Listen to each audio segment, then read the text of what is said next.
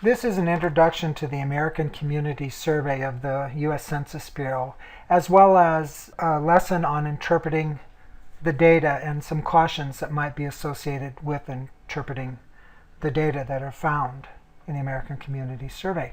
The American Community Survey is a continuous survey of the American population. It replaces what was called the long form. It used to be that we did a survey every 10 years, and there were two forms. There was the short form, or the standard census survey, and that asked basic questions about the population. And then there was the long form, and the long form was very detailed, and it had a lot of questions about the educational and the occupational and the workforce characteristics and the income characteristics of the population, characteristics of your home, characteristics of your family. So that long form has now been replaced with this ongoing survey that looks at us in greater detail and on a continuous or an ongoing basis. Now, the ACS gives us the ability to not just understand what's happening over time, but also to understand how many of the socioeconomic attributes of our population are changing over time. Again, not on a every 10-year basis, but on a rolling or a continuous basis. As with all surveys, we have greater confidence in findings for larger populations because the sample size is larger, and we have less confidence for the studied population as the population of the studied area goes down. So when you break the findings down into rural characteristics or conclusions about small towns or more sparsely populated counties, you have less confidence in the data. The ACS provides information on a 5, 3, or 1 year basis.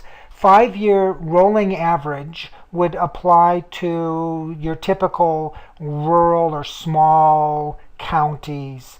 3 years might be for larger counties, metropolitan areas. 1-year summaries might be appropriate for states or very large metropolitan areas.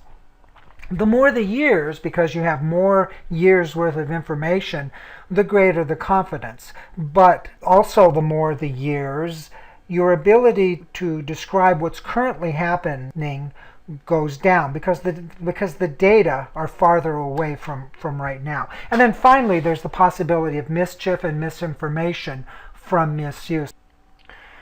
We can go to the www.census.gov website and we could look up some research. Let's pick a county here to look up in Iowa.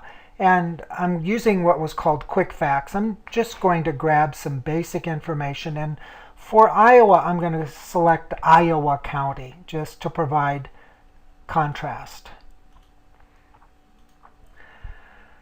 And the quick data that come out of the Census Bureau, and this quick stats is a very useful thing to use if you're a planner or an administrator and you're trying to get a good sense of what's going on. We see that Iowa County, as of the last estimate, had in 2012, it had 16,189 persons. The population at the census, right here, 2010, was 16,355. So we can see right away that Iowa County is contracting. We have characteristics and other estimates of the population, but these data up here are part of the Census Bureau, either data from the census or intercensal estimates. What I'm interested in talking about, though, are data that represent a longer time period. And here we go. We have, in this section of the data set, we have, for example, the number of, or the percentage of foreign-born persons. High school graduation rates are higher. The percentage that are veterans of the U.S. military. These data cover a 5-year period. This is information from the American Community Survey, and so we can look at this as a snapshot and see that it's much more likely that people in Iowa County lived in the same house as a year ago, as was the case for the state of Iowa, so they're perhaps less mobile.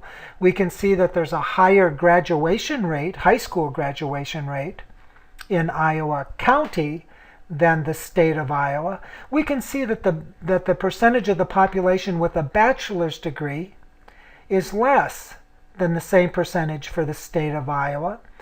And we can see that the travel time to work in Iowa County is a little bit higher than the travel time to work for the state of Iowa. And you can see as I go down here, there are other characteristics of the household, the median value of homes, the persons per household, per capita income, money income for the family, the median household income. All of these data, all of this information came from the American Community Survey.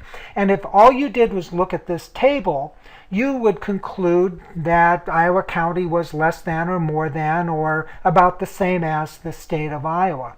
But we have a problem with this data set as it's just been presented because it doesn't tell us the confidence we should be having in these results.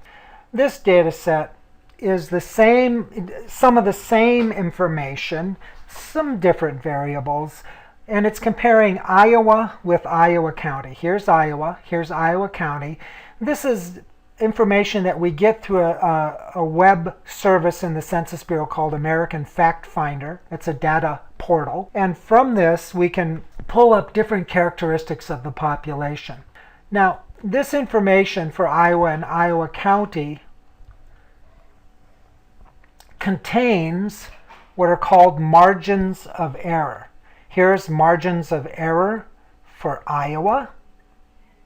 Here's margins of error for Iowa County. So let's just take a number. I'm going to go down. Remember, the ones on the right are Iowa County. I'm going to go down and I'm going to look at something that was in the previous table. In Iowa, the mean travel time to work was 18.6 minutes with a plus or minus margin of error of 1/10 of a minute. In Iowa County, the mean travel time to work was 22.5 minutes, but the plus or minus margin of error, meaning that it could be as much as, it was 1.3, it could be as much as 23.8 minutes or as little as 21.2 minutes. So you see what I have here. I have a higher margin of error because the population went down, and this margin of error may or may not mean that this number is statistically significantly different than this number, the state number. So we have to take into account margins of error when we evaluate our population. This is a different table from the ACS, and it contains information about educational attainment.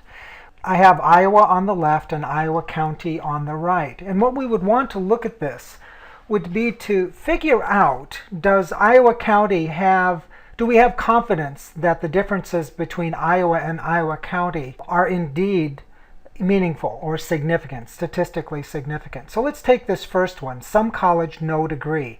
If you look in this third column here, it says that it's 21.7% for the state of Iowa with a plus or minus 0.2%. So it can range from 21.5 to 21.9. Now, Iowa County's initial number is 22.8%, but its margin of error is plus or minus 2.1 percentage points. So it could be as low as 20.7% or as high as 24.9%.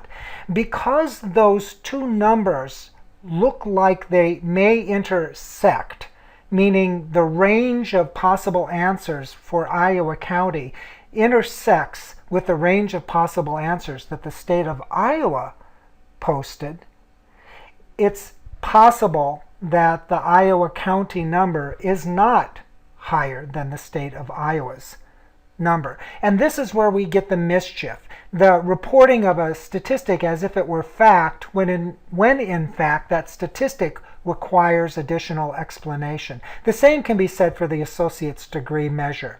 Iowa County has 11.6% and a plus or minus 1.6%. That means it could range from 10% to as high as 13.2%. But that 10% number bumps up against the reported amount for Iowa. So in fact, we don't know that Iowa County's associate's degree percentage is higher than the state average. The bachelor's degree, very same issue. The Iowa counties could range as high as 17.4%, which is higher than the state number, or as low as 14%. So again, we don't know that it's statistically lower. We probably have pretty good confidence, however, that in the graduate or professional degree number, that the Iowa County numbers are indeed statistically smaller and statistically different. Here's a great example of where we can get ourselves in trouble not considering the margins of error when we're comparing, let's say, our county with some other number, whether it's the state of Iowa or some regional average. This map lists the average poverty rate for the counties in this Plains Midwestern region for the 2005 to 2009 period. This is an ACS moving average. It's the average poverty rate for this time period. We can see areas where the rates are less than 11.4%. The next colored areas are 11.5 to 14.1, a little bit darker, a little bit higher rate. And the areas that are dark red are over 20%. Now, what was done in this exercise is we compared these county poverty rates to see whether they were statistically significant from the Midwestern average. Statistically significant from the Midwestern average. And doing that, considering the margins of error, the analyst who did this could only demonstrate those in the pink were, considering the margins of error, higher than the regional average for the entire Midwest, and those in white were lower than the regional average. Everything that's in the tan or the butterscotch color, the analyst could not conclude with statistical certainty whether their county poverty rate was higher or lower than the regional average. Yet, when it was presented on a table, like in this graph, the data would have been presented on a table. If you didn't take into account the margins of error, you may have been prone to conclude that maybe a county down here, or a county over here, or a county over here had a poverty rate that was significantly different than the overall regional average. This graph here shows us that a very large fraction of the counties in the Midwestern region had a margin of error so wide that one could not statistically conclude whether the county's poverty rates were higher than or lower than the regional average.